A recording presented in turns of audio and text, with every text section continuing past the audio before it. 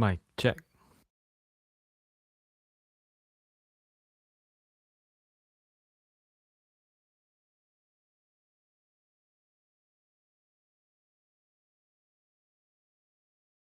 All right, welcome to this music teacher Q&A. My name is Dan Spencer. A bunch of books that have hit #1 bestseller in the categories on Amazon. I've released songs on my own and with record labels.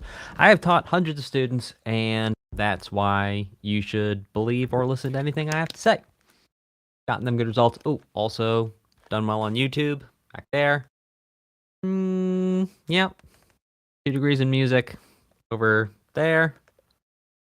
There you go. All right, and we're answering your questions on music, so please feel free to put your music questions in the chat.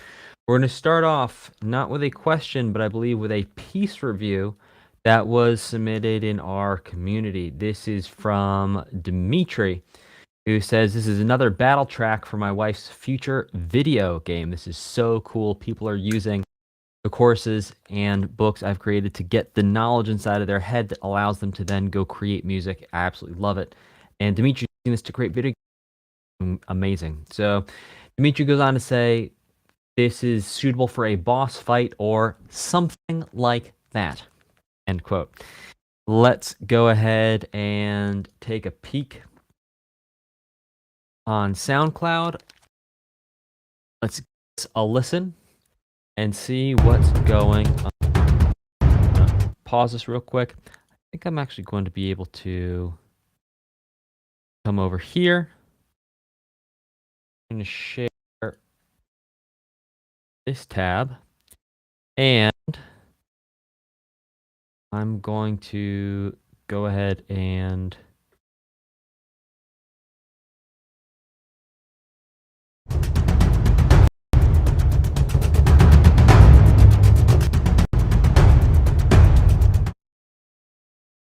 be a echo here for you.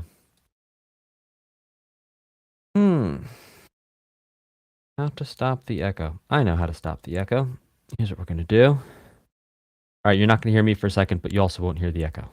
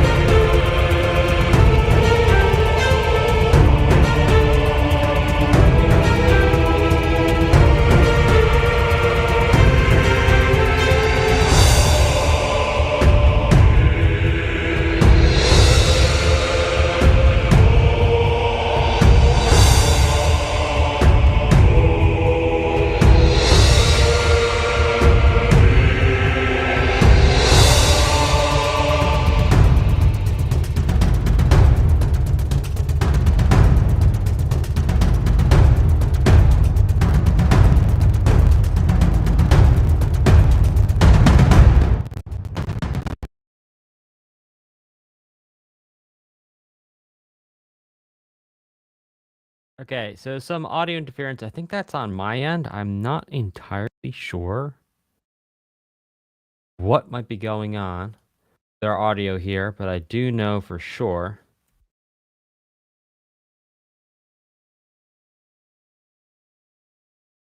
Yeah. We're going to... All right, I have a couple ideas for you. First of all, Snowy Snowish on YouTube says, "I love what the strings are doing. Thanks for your feedback, Snowy Snowish. I agree." Now, I think there's a couple interesting things you could do with this, Dimitri. You know, I know you didn't ask for specific feedback, but here's some unsolicited specific feedback, which is think about the things that are holding down the different divisions of the beat and the subdivisions of the beat. So within that, what I mean is think about which instruments are hitting the downbeat. Think about which instruments are hitting the ands or the like eighth notes, and then think about which instruments are living in the world of 16th notes, right? Because you have like these taiko drums living in the 16th notes. If I'm not mistaken, those are some native instruments, taiko drums. If my ears do not deceive me. And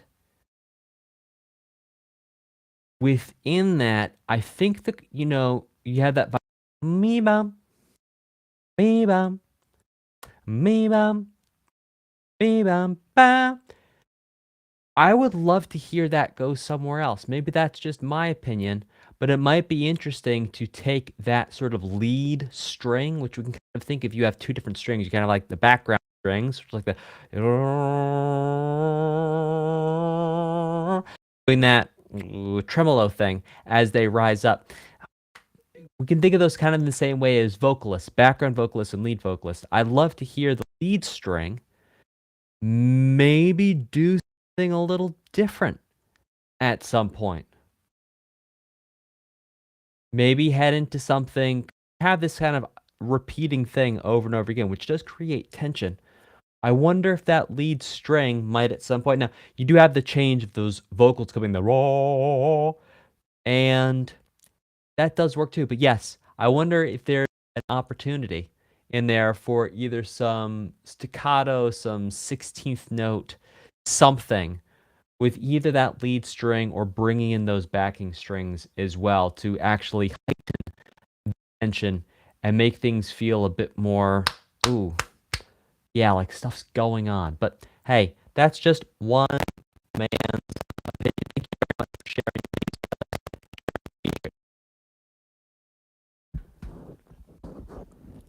Good morning, Roger. Good morning, Joyce. Okay, now, audio-ish aside, let's keep rocking with, we do have actually a question that was submitted ahead of time. By the way, if you are watching this live and you have any questions about music, please feel free to pop them in the chat. If you're watching this later on demand, pop your questions in the comments. Also, Dimitri, the mix. I wonder if you've listened to it on something that's not your headphones. Like, have you listened to it on headphones, speaker, iPhone, and in a car? Mix, and are you using a reference mix? Would be my next question for that. Okay. Next up, we have a question from Logan. So Logan's question, I won't be able to rest easy until I get the whole picture. Logan's being very funny. We're going to zoom in a little bit here so y'all can read this with me. There we go. Okay, my terrible pun skills aside, I would actually call those relatively good pun skills, but that's, again, just one man's opinion. I've got a question about whole rests and how they're being used in music, specifically within a 4/4 time signature. I understand that the correct placement, yeah, okay. The correct placement on one of a measure, but it's placed in the center of a measure considered acceptable. Yes. You can use a whole rest to show a measure of silence in any time signature. I repeat, you can use a whole rest. My audio's breaking up. Audio breaking up right now? Mic check. Mic check. No, audio's okay right now. Yeah, I'm sorry about the audio. I'm going to get that fixed. Right. You can use a whole rest in any time signature to show an entire measure of silence. It does not matter what the time signature is. You put the whole rest, in the middle of the measure, and that shows a measure of silence in any time signature, and 4/4 is included in any time signature. So yes, you can use a whole rest in the middle of a measure in 4/4. The reason why you might want to put it on beat 1 in 4/4 is because that whole rest is actually representing 4 counts of silence.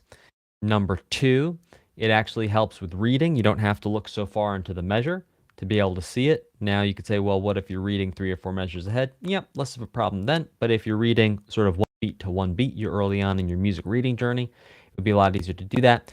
And also visually, it shows you exactly the duration of that silence in the same way that you wouldn't put a quarter rest like 3/4, well, 5/7 into the measure. You'd either put it a quarter, half, well, you either put it at the beginning, a quarter in, halfway in, or 3/4 of the way in to show that the duration of silence is going to be relative to the actual symbol that you're seeing.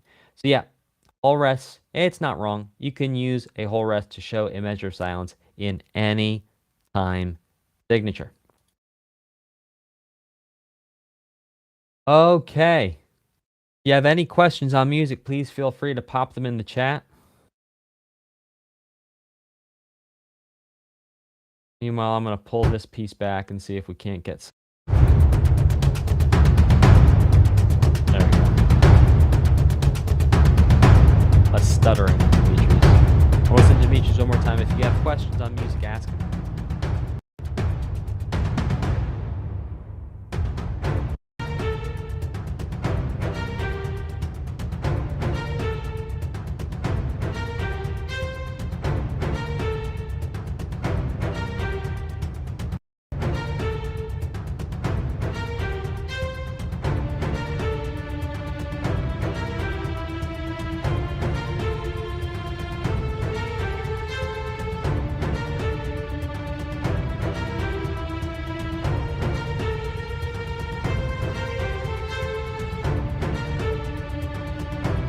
You know, Dimitri, it strikes me too, listening to the chord progression, it's like going 1, flat 7, flat 6 to minor 5, if I'm not mistaken.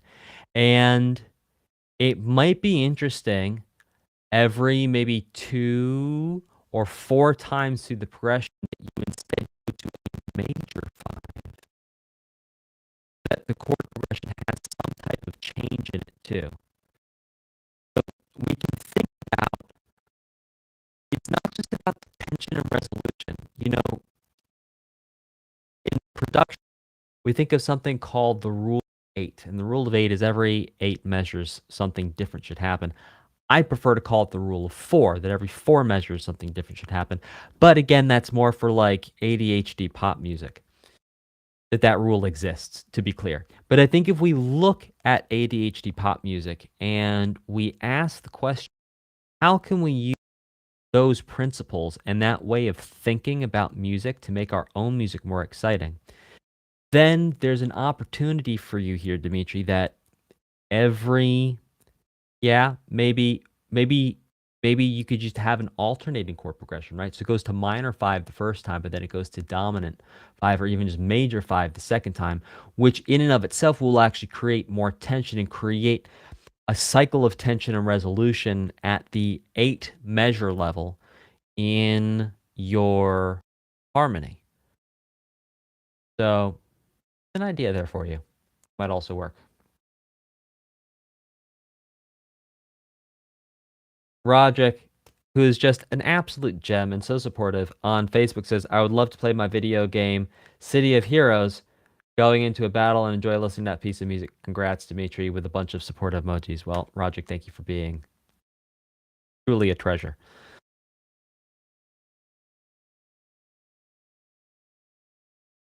And Dimitri, we were just talking about you again. Yeah.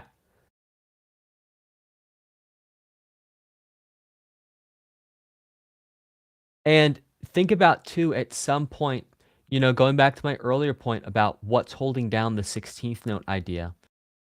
The question then becomes too, having 2 things at the 16th note level rocking, does that too much? Or do maybe those taiko drums need to drop out or get pulled way back? And now I'm getting a little technical. Here we go. Maybe you could do like a high pass filter on the taiko drums and just keep like to have that like percussive element and then actually have 16th note string thing going in there too would be an idea for you as well. That would, which would work, which, you wouldn't take out the element, but you take out the large part of the element that takes up the space. And the part about those taiko drums that take up the space is number one, the reverb, and number two, it's the mid and the lows. But that's getting into like some production, like we are stepping outside of the world of what am I creating. We're very much stepping into the world of like production at that point and using the tools of production to, yeah, get different and more nuanced results. But that's just an idea. You can also think about, instead of having it be a juxtaposition, you can have it be complementary. So you could have you could make a string pattern that follows the taiko drum pattern, and that every whatever 8 measures, 16 measures, it comes off a little bit, then comes back to create some tension resolution, or not. I could sit here and just verbally spout ideas all what to do, but in the end, what really counts is that, and this is for everyone, you as an artist, you go into creating things and you make them the way you want them to sound. And I can be a sounding board for you, pun fully intended, and give you ideas. But at the end of the day, where I see the possibility of something going and where you see the possibility of something going are two different things. And so that's why, in my estimation, an effective music teacher will be all precision all day when it comes to technique and fundamentals and like black and white information, like pattern recognition, like music ear training. But when it comes to the art side of things, it's a delicate balance to walk where it is not right for me to color your perception with my artistic identity, because that then colors your artistic identity. So my goal is to give you ideas without bringing my artistic identity and putting it onto you so you can remain you and learn you in the way only you can do.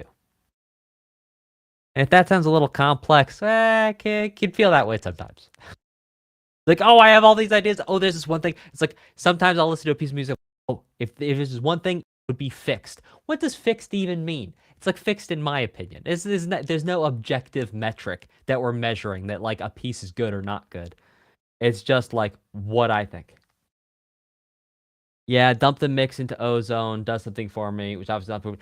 Ozone's not bad. I've used Ozone a whole lot. That's a plugin by iZotope. But there's a missing piece of the process if you're using Ozone, and that is to use Neutron first. Because technically speaking, Ozone is a mastering plugin, while Neutron is a mixing plugin. So you'd actually want to use Neutron first, and then use Ozone finally to get everything judged. However, I will caveat that with the opportunity cost of spending time learning a new plugin, and also the opportunity cost of basically poking things, make small changes, where the most use you're going to get out of your time for someone like Dimitri is going to be actually learning a little bit more pattern recognition and using those patterns to create things like he's done just now. So I think in summary, we can zoom back and say, if Dan is having such high level ideas and is really talking about next stage ideas for Dimitri, it means Dimitri's done a very good job at this point. So Dimitri, keep on going, keep on creating more compositions, and we'll see you next weekend.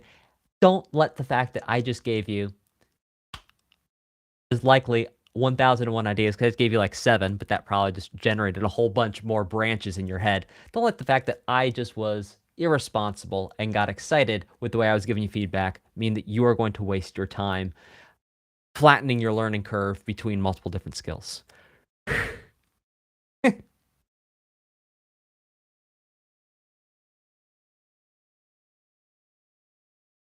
Rogic says, Dan, would you consider writing a book about basic music production? Surely. Or I could just make you a little course that shows you the basics. You know? Yeah. But yes, I could. that was actually where I was going to start. My first book I was going to write was going to be on music production because that's what I was doing the most when I started writing books. And here we are. So, ladies and germs, thank you very much for joining me. I don't see any other questions. And Roderick, be on the lookout for some more production-related courses coming to you in the next couple months. All right, y'all. Thank you so much for being members. I updated your books and courses profile with easier links to everything. So go ahead and check out your My Books and Courses profile. I added a section with your apps with some links and stuff, which I hope will make your life a little bit easier and a little less friction.